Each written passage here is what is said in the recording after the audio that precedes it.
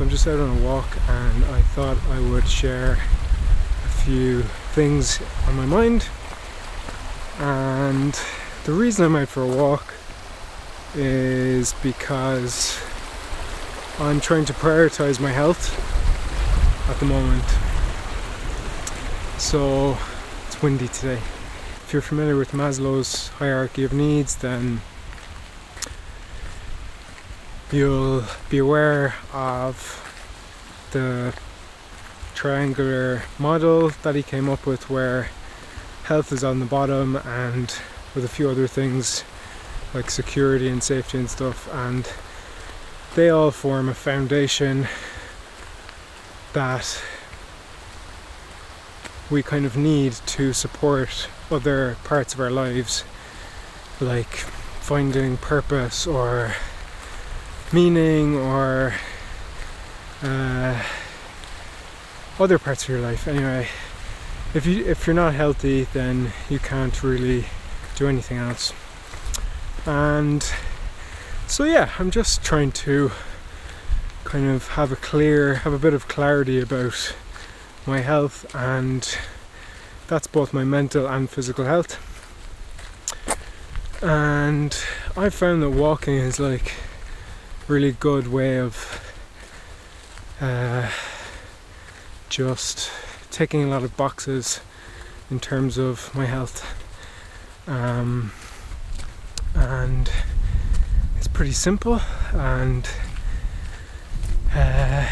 you don't really need to be like, you don't need to do anything crazy. It can just be, you can just go for a lot of short walks, and that's probably all the exercise you need.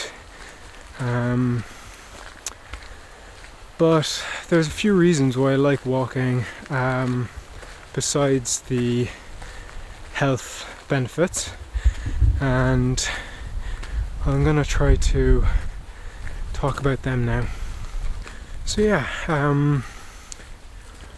what I love about walking is just that you get outside, firstly. I think a lot of us spend way too much time inside, and spending some time outside is good for us. So it's a little bit grey now, but earlier there was some beautiful sunshine and blue skies, and I saw a bird of prey, and I saw a butterfly, and I saw some blackberries and bilberries, and that's another thing. Like, I recently went blackberry picking, and I think what walking does is, and exploring one's kind of backyard or local surroundings, as opposed to, flying off somewhere, it kind of allows us to connect with the landscape around us, in like a kind of an older way that we might have done in the past. And I think there's like a kind of a wisdom to that, and it's something that I'd like to tap back into. And walking, I think, is a way that we can do that in a very simple way. And another thing that I like about it, which is something that I've been kind of trying to practice a little bit lately, is just this idea of solitude. And I first came across this idea from Cal Newport in his book Digital Minimalism, and it's this idea that there's a value in solitude. It's not necessarily what you might think it is. When I first came across the idea, I thought it was just about spending time on your own, but it's not really. You don't actually necessarily have to be on your own. It's more to do with trying to eliminate external inputs. So, for example, today I'm not listening to anything. I'm not listening to a podcast. I might do that sometimes, but I'm not doing that today. And it just allows you to, spend time on your own. And spending time on your own with no other ideas or information or thoughts from other people or other minds, that allows one to process their own thoughts and feelings, and I think there's some sense in that. So that's something that I think walking again allows one to kind of practice. Another thing that I actually just experimented with today was walking like off of a trail. So I got a bit lost, I'm not gonna lie, but I had to turn around. But I think a lot of the time nowadays we always have maps on our phones, and obviously there's a huge convenience to this. Some people over there, and I'm still not fully comfortable with recording when there's people around, so that's why I've briefly stopped. But I'll start walking again now. Okay, they're going. Are they? I don't know. Okay. So what was I talking about? Maps. So we all have access to Google Maps, and so we know where we're going all the time. And yeah, there's a convenience to that, obviously. But I think that there's something very adventurous and one can tap into the kind of childlike curiosity about exploring a new place that one has never been to by not using maps. And it's that kind of like wonder, the sense of never been to this place before, that again, I think we've kind of lost that. So just going for a simple walk, like on a route that you've never been to, it doesn't have to be in the wilderness or anything. Like you can just kind of do these things in really, really simple, easy ways. But that's another thing that walking kind of allows me to do, and it's kind of another idea that I'm trying to explore a little bit more. So then walking is like a great kind of foundational form of exercise, but in addition to that, I'm trying to introduce some other exercise on top of that. And I've had like a weird relationship with exercise in my life. I played a lot of sports growing up, like competitively as well, and was always like reasonably good at a lot of them.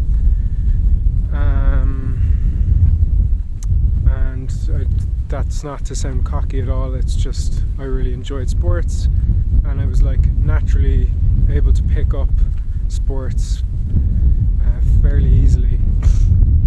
I never like represented my country or anything like that, but I played for my school and I played for my club and stuff like that.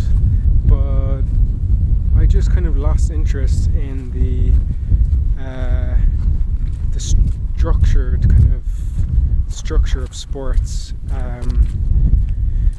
and I suppose recently I've kind of, in the last few years, walking, I've kind of got more interested in just like the outdoors and like that sense of adventure and exploration.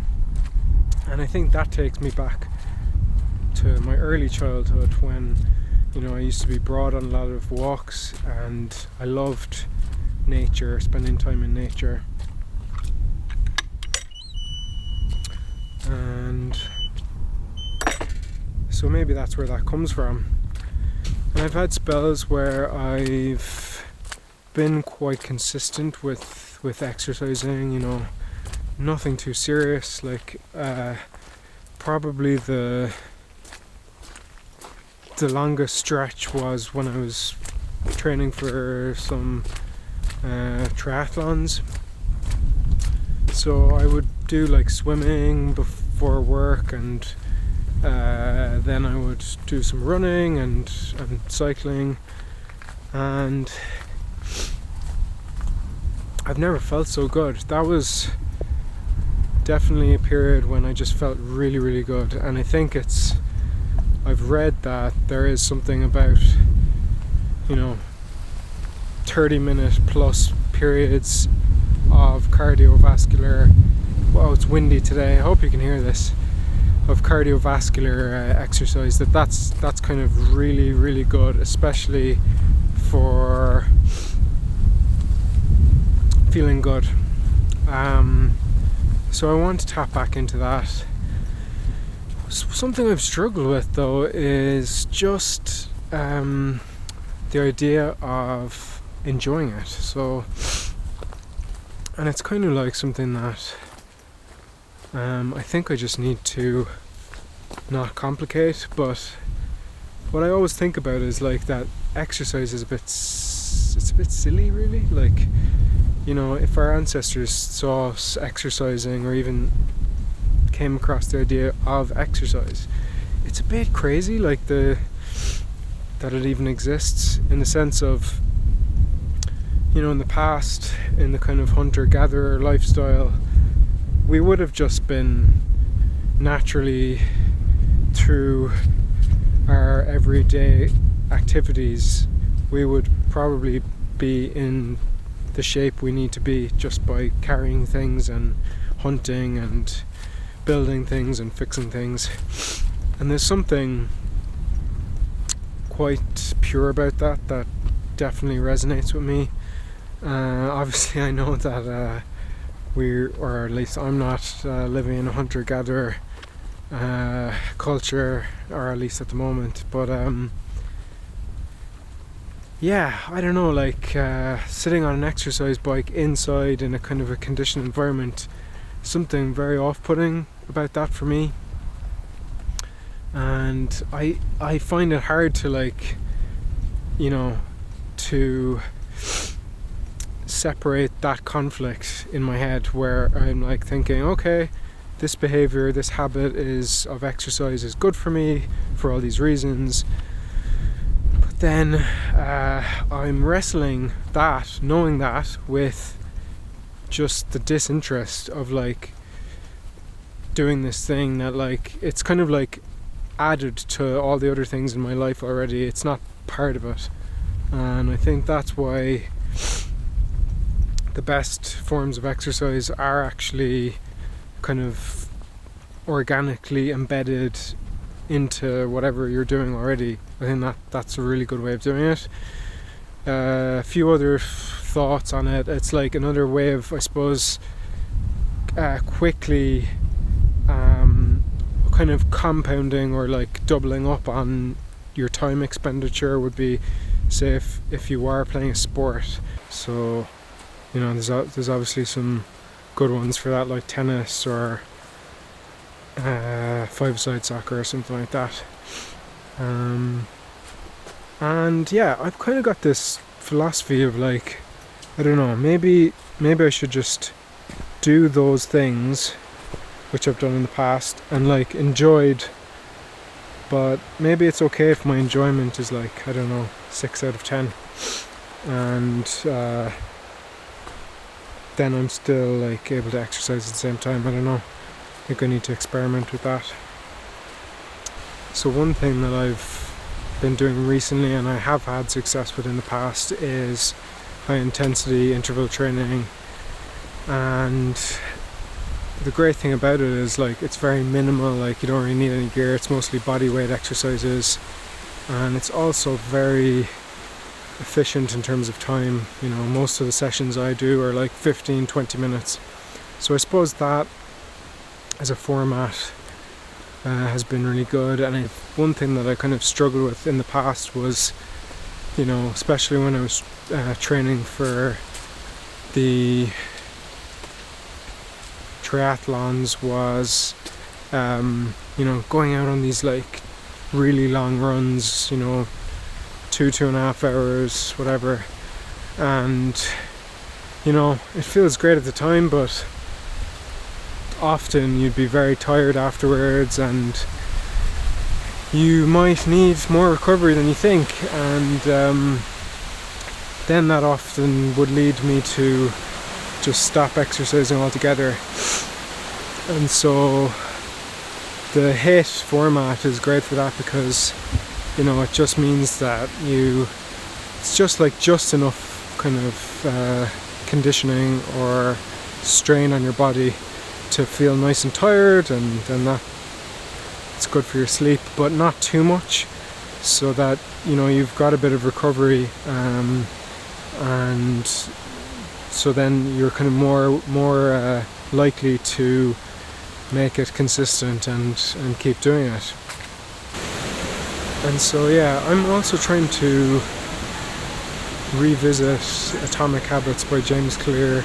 I read that book a few years ago, and it really helped me actually put in some of the ideas into practice in my life about behavioral change and building habits.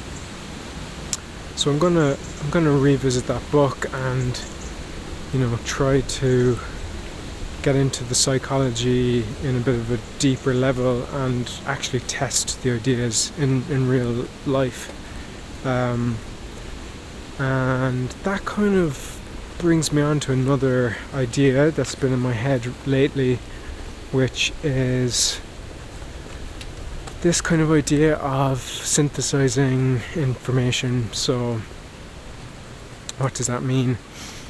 I suppose when we read all these books and we maybe listen to podcasts or come across ideas from talking to people, we're learning, we're picking up things that maybe we didn't think about before, and they have some value. But I find often I don't really use the ideas in my life, or they fade away, and I think that there's a kind of a superpower, which is synthesizing ideas. I came across that idea, I think Andrew Kirby and Hamza, the YouTubers, were talking about it, but it's just this way of trying to actually distill down what you're learning about and then quickly putting it into practice, not in a complicated way. But you're testing, you're experimenting, and you are directly implementing these things into your daily life. So in the example of Atomic Habits, that's a book that can really get you feeling inspired, but I'm sure the author really just wants people to actually use it. So it doesn't need to be complicated, but it's kind of a creative exercise in extracting core ideas and then being able to apply them in your life. So I'm almost back at my house, so I'm going to wrap this video up. I don't know if any of these things are interesting for anyone out there. I'm just going to use this channel as a journal, really, just to kind of process some of my thoughts and share my ideas. Let me know if you have any thoughts yourselves, and I will try to link anything that I've mentioned, any of the books that I've mentioned, if anyone else is interested in checking them out. So thanks for watching, and see you in the next video.